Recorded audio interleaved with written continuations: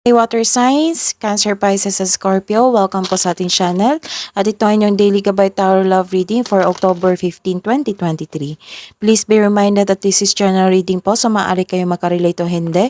Just take what resonates. Gamitin ang reading na ito bilang gabay lamang.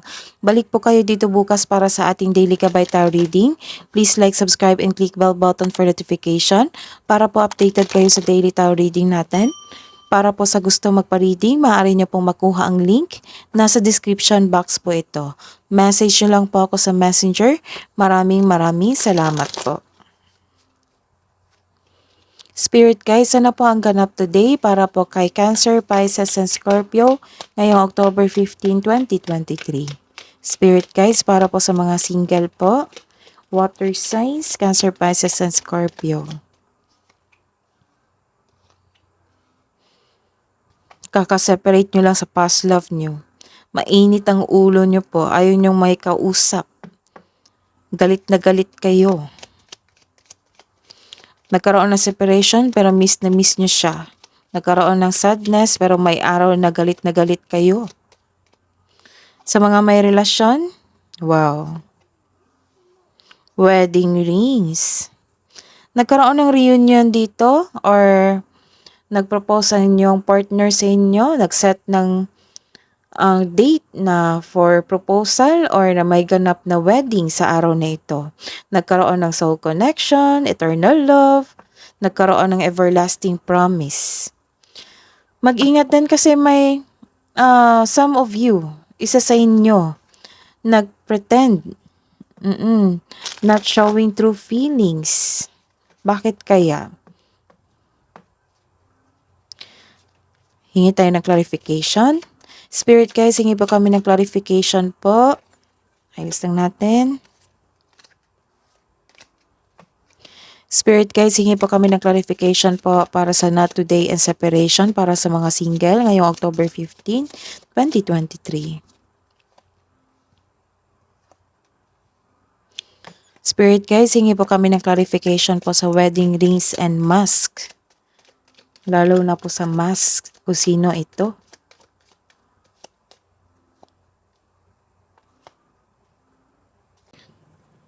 May nakita kong travel dito, mag-a-abroad. Some of you pumasok sa isang gym for self-growth, for self-care, para magkaroon ng fitness routine. Ito na yung time na isagawa nyo yung matagal nyo ng plano.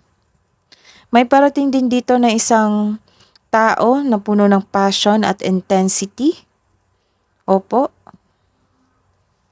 Isang kapanapanabik na tao na pagkakataon para sa iyong sarili o sa loob na inyong pag-iibigan ay parating na. So may parating na new person sa inyong buhay. Hinahandahan mo yung sarili mo. Hinahanda mo yung sarili mo. Yung satisfied ka na sa financial at nagkaroon ng properties. Kumbaga, bonus na sa inyo kung magkaroon kayo ng kapareha na pareho kayong may sense of stability.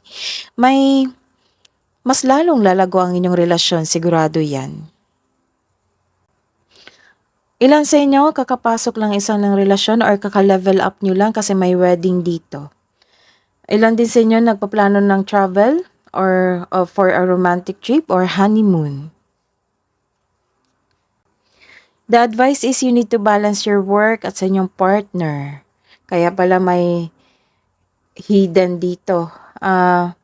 Siguro nag-iisip ka while celebrating your important day. Oo.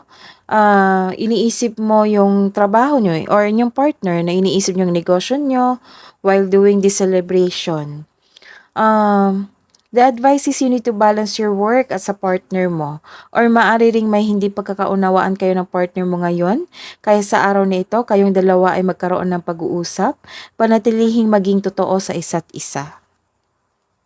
Hidden truth po, anong iniisip mo, anong iniisip niya. Para po sa mga single. I bury myself in work to forget you. Sa mga may relasyon, I am afraid to contact you. Love advice po para sa mga single ngayong October 15, 2023 para po kay water signs. Some of you na nag-take time sa inyong sarili ngayon, nag-video okay, kumakanta, ah, so sound healing. Meron, nag-music ngayon, nag-music trip. Love message nyo po para sa couple natin. Cancer, Pisces, and Scorpio para po sa mga couple natin. Signs, watch out for signs leading you through love. So may obstacle talaga tayo dito. Pero nag-uusap kayo ngayon. Look for ways around the obstacles to find happiness. Love advice po para sa mga single.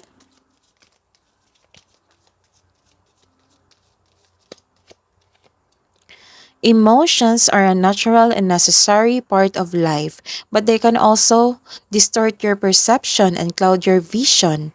In order to see things clearly, you must let go of resentment. Love advice po para sa mga couple natin. Life is a series of constantly shifting cycles. When we resist change, we resist the natural flow of life and create unnecessary stress. Go with the flow, you will be surprised where it leads. That is your reading today, water signs. Balik po kayo dito bukas. Please like, subscribe, and click bell button for notification para po updated kayo sa daily tarot reading natin. Maraming salamat po.